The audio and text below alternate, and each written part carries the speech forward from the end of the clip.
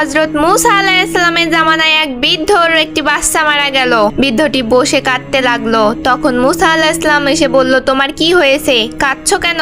তখন বৃদ্ধটি উত্তর দিল, আমার বাচ্চাটি মারা গেছে, এজন্য আমি কাঁদতেছি। তখন মূসা আলাইহিস সালাম বললেন, তোমার বাচ্চার বয়স কত ছিল?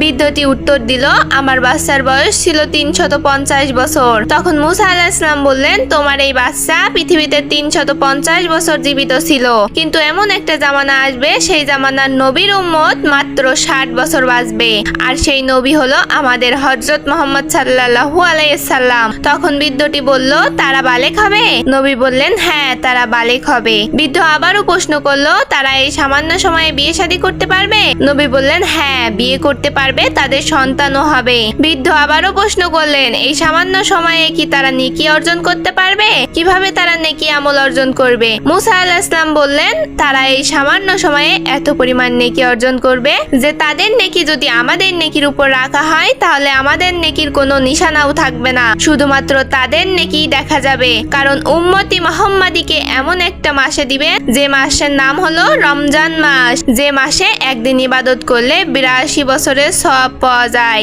82 বছরের আমল লেখা হয়। সুবহানাল্লাহ। আমরা ধন্য যে আমরা শেষ নবীর উম্মত হতে পেরেছি।